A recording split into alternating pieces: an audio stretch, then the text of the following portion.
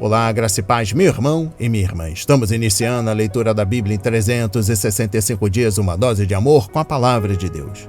Hoje, no 358º dia, trago para leitura e comentários bíblicos o livro do profeta Neemias, capítulo 9, versículo 38 ao capítulo 10, versículo 39, livro de Salmo, capítulo 143 e o livro de Atos, capítulo 24, dos versículos 10 a 27. Neste momento, você precisa estar de posse de um bloco de anotação, caneta ou lápis. A Bíblia, tão importante quanto a sua leitura diariamente, nos aproxima de Deus, fortalecendo assim a nossa fé e a esperança. Enquanto você prepara o nosso kit de fé, trago uma mensagem rápida. Todos nós temos a necessidade de estarmos em comunhão com Deus diariamente. Comunhão esta, agora, a leitura da Bíblia. Orar, meditar, refletir. A Bíblia Sagrada está cheia de promessas. Precisamos acreditar na palavra de Deus. Alimente a sua fé. A sua palavra tem muito mais força do que as coisas contrárias. Estamos vivendo um tempo em que devemos abrir os olhos. Satanás não está aqui para roubar o seu carro, sua casa, sua roupa, seu apartamento, celular, relógio. Ele vem para roubar agora esta semente, este estudo bíblico, a sua fé e os propósitos que Deus tem para você. Precisamos usar todos os recursos que Deus tem nos dado, incentivar a leitura da Bíblia, estudar. A Bíblia Sagrada nos faz gerar a fé, nos faz ter o alimento, a cura e a restauração. A compreensão da palavra vem através da revelação pelo Espírito Santo. Senhor, revele a compreensão de sua palavra. Jesus Cristo, me dê compreensão de sua palavra hoje e sempre. Em nome de Jesus, amém. E graças a Deus. Se desconecte de tudo e permita que a palavra do Senhor adentre em vossos corações. Vamos para a leitura no livro do profeta Neemias, capítulo 9, versículo 38 ao capítulo 10, versículo 39.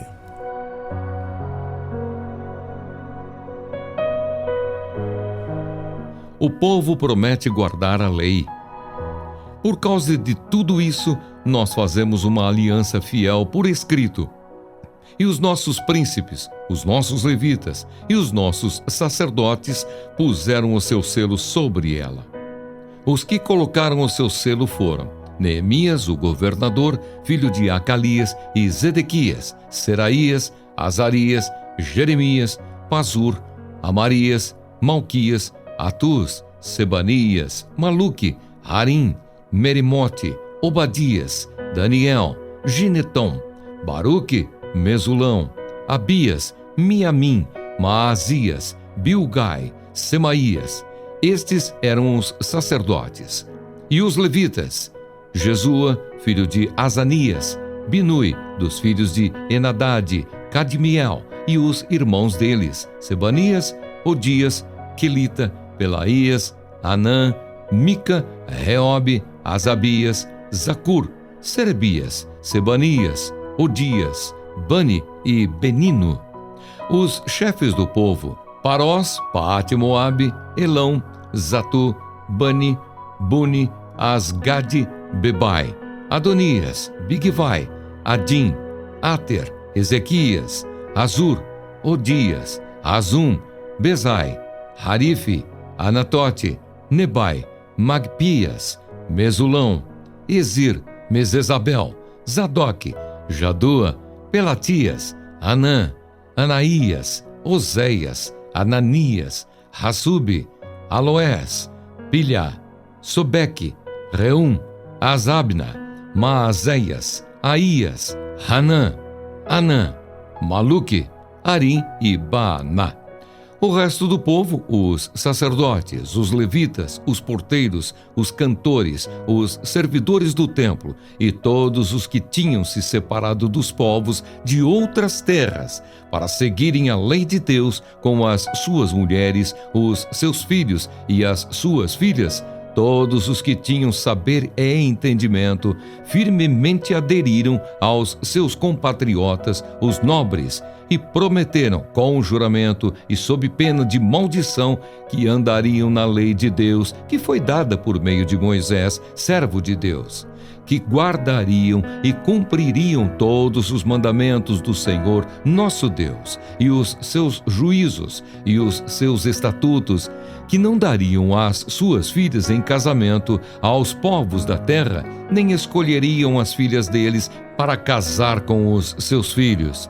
que se os povos da terra trouxessem qualquer mercadoria ou qualquer cereal para vender no dia de sábado, nada comprariam deles no sábado nem em dias santificados, e que no 7º ano abririam mão da colheita e de toda e qualquer cobrança. Também assumimos a obrigação de contribuir anualmente com 4 gramas de prata para o serviço do templo do nosso Deus, para os pães da proposição, para a oferta contínua de cereais, para o holocausto contínuo dos sábados e das festas da lua nova, para as festas fixas, para as coisas sagradas, para as ofertas pelo pecado, para fazer expiação por Israel e para toda a obra do templo do nosso Deus. Nós, os sacerdotes, os levitas e o povo, lançamos sortes a respeito da oferta da lenha que se havia de trazer ao templo do nosso Deus, segundo as nossas famílias, em tempos determinados de ano em ano, para queimar sobre o altar do Senhor, nosso Deus, como está escrito na lei. Também nos comprometemos a trazer anualmente à casa do Senhor as primícias da nossa terra e todas as primícias de todas as árvores frutíferas, bem como os primogênitos dos nossos filhos e os do nosso gado, como está escrito na lei. Assumimos a obrigação de trazer ao templo do nosso Deus, aos sacerdotes que ministram nele, os primogênitos das nossas manadas e das nossas ovelhas, e de trazer aos sacerdotes, aos depósitos do templo do nosso Deus, as primícias da nossa massa, as nossas ofertas, o fruto de toda a árvore, o vinho e o azeite. Também nos comprometemos a trazer os dízimos da nossa terra aos levitas, pois a eles cumpre receber os dízimos em todas as cidades onde há lavoura. O sacerdote, filho de Arão, estaria com os levitas quando estes recebessem os dízimos, e os levitas trariam os dízimos dos dízimos ao templo do nosso Deus, aos depósitos da casa do tesouro. Porque os filhos de Israel e os filhos de Levi devem trazer as ofertas do cereal, do vinho e do azeite para aqueles depósitos, porque ali estão os utensílios do santuário, bem como os sacerdotes que ministram, e também os porteiros e os cantores. Não abandonaremos o templo do nosso Deus. Amém. Compreendendo o livro do profeta Neemias, capítulo 9, versículo 38 ao capítulo 10, versículo 39, trago a exposição bíblica do capítulo 9, versículo 38 ao capítulo 10, versículo 1. Selar um documento era uma questão séria porque significava um juramento solene perante o Senhor, conforme capítulo 10, versículo 29 e capítulo 5, versículo 13.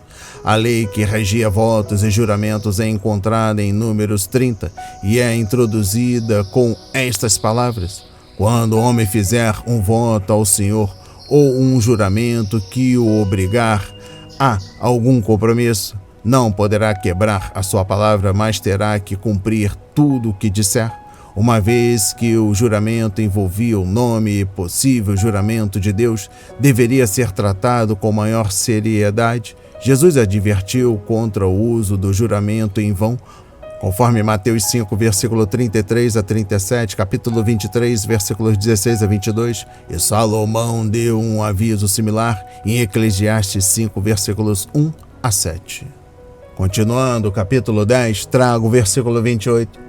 Separação é simplesmente devoção total a Deus, seja qual for o preço. Quando um homem e uma mulher se casam, eles se separam de todos os outros possíveis cônjuges e se entregam totalmente a um outro.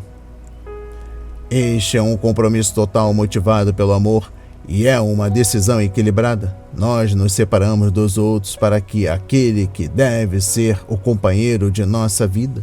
Compreendendo o versículo 29, os cristãos hoje deveriam se comprometer com juramentos enquanto tentam caminhar com o Senhor e lhe servir? Provavelmente não. Nosso relacionamento com Deus é o de filhos com seu Pai, e nosso Pai quer que a nossa obediência esteja baseada no amor. O Novo Testamento não dá exemplos de cristãos fazendo juramentos de obediência ao Senhor.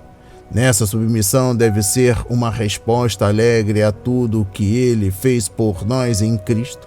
Referência a Colossenses 3, versículos 1 a 2. Os judeus separam-se dos povos circunvizinhos e para o Senhor e a sua palavra, conforme Neemias 10, versículo 28 e capítulo 9, versículo 2. Eles também se uniram aos seus irmãos e irmãs na promessa de obedecer à lei de Deus, conforme capítulo 10, versículo 29.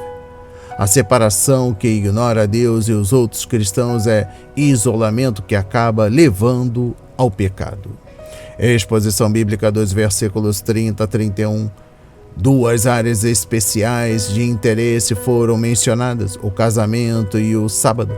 O perigo nos casamentos mistos era a perda da fé por parte do cônjuge judeu, conforme Êxodo 34, versículos 10 a 17. Como um judeu casado com um gentil poderia observar as leis dietéticas ou celebrar as festas anuais? Ele estaria sempre cerimonialmente impuro. Marido e mulher estariam em conflito constante até que uma ou outra concessão acabaria levando a total conformidade. Esse tipo de mistura fatalmente levaria o cônjuge judeu a abrir mão de sua herança espiritual. Exposição bíblica dos versículos 32 a 39. A expressão templo de nosso Deus é usada várias vezes nesta sessão e se refere ao templo restaurado. O povo estava prometendo a Deus que obedeceria às suas leis e provaria o que fosse necessário para o ministério no templo. Não negligenciaremos o templo de nosso Deus. Aleluia. Referência versículo 39.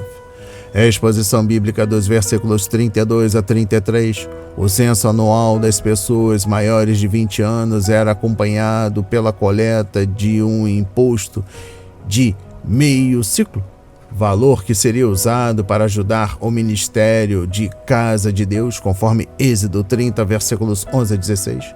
O imposto era um lembrete para o povo de que o Senhor o havia redimido, pagando um preço para libertá-lo e de que ele deveria se comportar como povo que pertencia a Deus. Compreendendo o versículo 33, este versículo descreve como o imposto do censo seria usado para prover o que fosse necessário para os ministérios regulares e especiais no santuário, sendo parte das necessidades do templo de nosso Deus.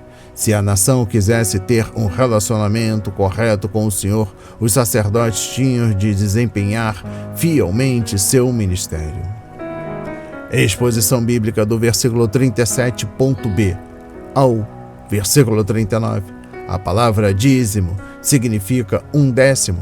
Os judeus deveriam trazer 1/10 de sua produção ao Senhor todos os anos para o sustento dos levitas, conforme Levítico 27, versículos 30 a 34.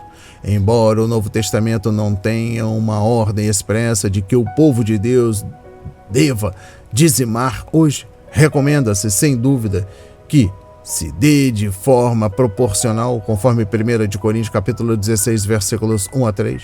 Somos administradores da riqueza de Deus e devemos usar com sabedoria o que Ele compartilha conosco. Aleluia! Referência a 1 Coríntios capítulo 4, versículos 1 a 2.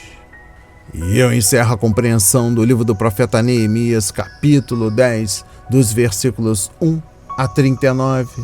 Trago o versículo 39. O dízimo pode ser uma grande bênção, mas aqueles que dizimam devem evitar pelo menos 3 perigos. Primeiro, dar com o motivo errado por causa de um senso de obrigação, medo ou ganância. Se eu dizimar, Deus vai me fazer prosperar. Segundo, pensar que podem fazer o que quiserem com os 90% restante. Terceiro, dar apenas o dízimo, negligenciando as ofertas de amor ao Senhor. Vamos para a leitura no livro de Salmo, capítulo 143.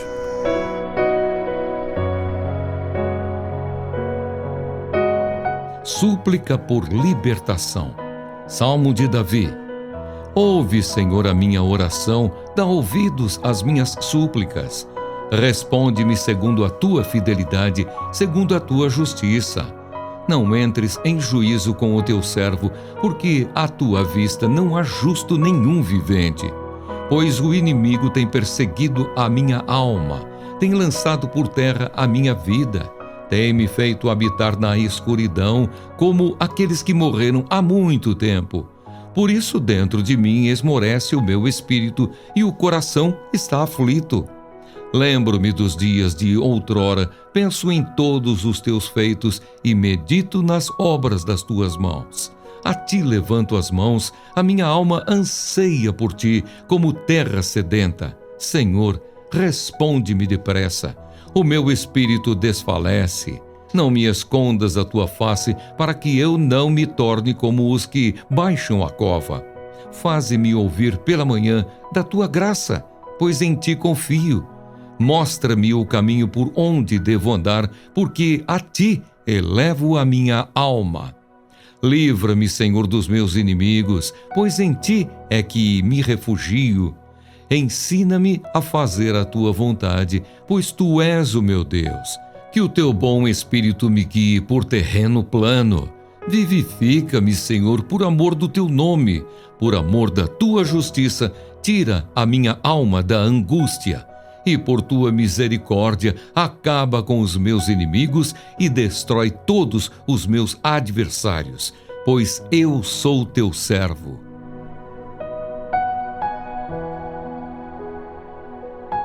Amém. Compreendendo o livro de Salmo, capítulo 143, exposição bíblica dos versículos 1 a 6. A base para a oração de Davi era o caráter de Deus, sua fidelidade e sua justiça, atributos que são mencionados novamente no versículo 11. Deus é justo em tudo o que faz, porque Ele é santo e é fiel à sua aliança e às promessas que fez. Rogamos por esses mesmos atributos quando confessamos nossos pecados ao Senhor e clamamos por seu perdão, conforme 1 João capítulo 1, versículo 9. Ao se referir a si mesmo como servo de Deus, conforme Salmos 143, versículos 2 e 12, Davi afirmou que era um filho da aliança e poderia alegar isso com base na própria palavra de Deus. Mais que isso, ele também afirmou sua pecaminosidade. Compreendendo o versículo 3, depois de se concentrar no caráter de Deus e nas próprias necessidades, Davi revelou ao Senhor o que ele estava pensando por causa de seus inimigos. A referência é, provavelmente, a implacável perseguição que o rei Saul lhe moveu durante anos no exílio. Sua vívida descrição quase nos faz sentir a dor que Davi e seus homens estavam sentindo. Eles foram esmagados ao chão, deitaram-se em uma cova escura como cadáveres, estavam desanimados por causa de um coração desfalecido e prestes a desistir, estavam envolvidos por um espírito deprimido, atemorizado e devastado. Aqueles que acreditam que o povo de Deus nunca sofre aflições nem enfrenta dias difíceis, precisam refletir nesta passagem com cuidado. E eu encerro a compreensão do livro de Salmo, capítulo 143, trago o versículo 5. Davi lembrou-se das grandes obras de Deus registradas nas Escrituras, a criação, as obras das suas mãos, o chamado de Abraão, a peregrinação de Jacó, a vida de José, do sofrimento à glória, o êxodo do Egito e a conquista de Canaã. É como se Davi tivesse o próprio texto de Hebreus 11 para incentivar sua fé. Assim, ele foi capaz de permanecer na caverna e transformá-la em lugar santíssimo, enquanto erguia, esperançoso, as mãos ao Senhor em louvor e oração. Aleluia! Vamos para a leitura no livro de Atos, capítulo 24, dos versículos 10 a 27.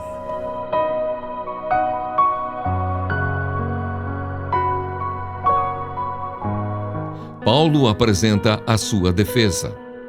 Quando o governador fez sinal para que Paulo falasse, ele disse: "Sabendo que há muitos anos o Senhor é juiz desta nação, sinto-me à vontade para me defender. O Senhor mesmo pôde verificar que não se passaram mais de 12 dias desde que fui a Jerusalém para adorar a Deus. e que não me acharam no templo discutindo com ninguém, nem agitando o povo, fosse nas sinagogas ou na cidade. Nem podem provar diante do Senhor as acusações que agora fazem contra mim. Porém, confesso ao Senhor que, segundo o caminho, aqui chamam seita, assim eu sirvo ao Deus de nossos pais, acreditando em todas as coisas que concordam com a lei e os escritos dos profetas, tendo esperança em Deus, como também estes a têm, de que haverá ressurreição tanto de justos como de injustos. Por isso também me esforço por ter sempre uma consciência pura diante de Deus e dos homens. Depois de anos, vim trazer donativos para o meu povo e também fazer oferendas. E foi nesta prática que alguns judeus da província da Ásia me encontraram já purificado no templo, sem ajuntamento de povo e sem tumulto, os quais deviam comparecer diante do Senhor e fazer as acusações, se tivessem alguma coisa contra mim. Ou então que estes homens que estão aqui digam que crime acharam em mim por ocasião do meu comparecimento diante do Sinédrio, salvo estas palavras que clamei, estando entre eles: hoje estou sendo julgado por vocês por causa da ressurreição dos mortos. Então Félix, conhecendo mais acuradamente as coisas relacionadas com o caminho, adiou a causa, dizendo: quando chegar o comandante Lísias, tomarei uma decisão a respeito do caso de vocês. E ordenou ao centurião que conservasse Paulo na prisão, tratando-o com tolerância e não impedindo que os seus próprios o servissem. Paulo diante de Félix e Drusila. Passados alguns dias, Félix veio com Drusila, sua mulher, que era judia. Mandou chamar Paulo e passou a ouvi-lo a respeito da fé em Cristo Jesus. Quando Paulo começou a falar sobre a justiça, o domínio próprio e o juízo vindouro, Félix ficou amedrontado e disse: por agora você pode retirar-se, e quando eu tiver oportunidade, mandarei chamá-lo. Ao mesmo tempo, esperava que Paulo lhe desse dinheiro. Por isso, chamando-o mais frequentemente, conversava com ele. 2 anos mais tarde, Félix teve por sucessor Pórcio Festo. E como Félix queria assegurar o apoio dos judeus, manteve Paulo encarcerado. Amém. Compreendendo o livro de Atos, capítulo 24, dos versículos 10 a 27, trago a exposição bíblica dos versículos 10 a 21. O governador não interrogou Paulo, ele simplesmente acenou com a cabeça como sinal de que o prisioneiro poderia falar naquele momento. Paulo não engrandeceu Félix, conforme 1 de Tessalonicenses capítulo 2, versículos 1 a 6. Ele simplesmente reconheceu que o governador era experiente e, portanto, um homem com conhecimento.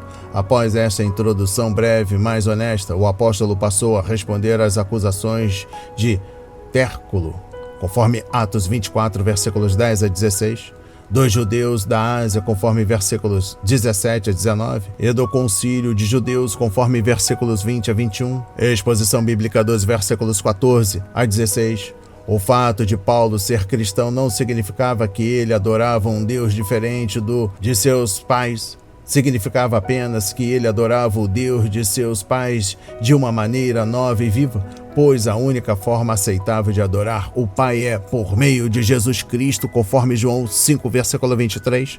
A fé de Paulo ainda estava fundamentada nas Escrituras do Antigo Testamento e elas davam testemunho do Salvador.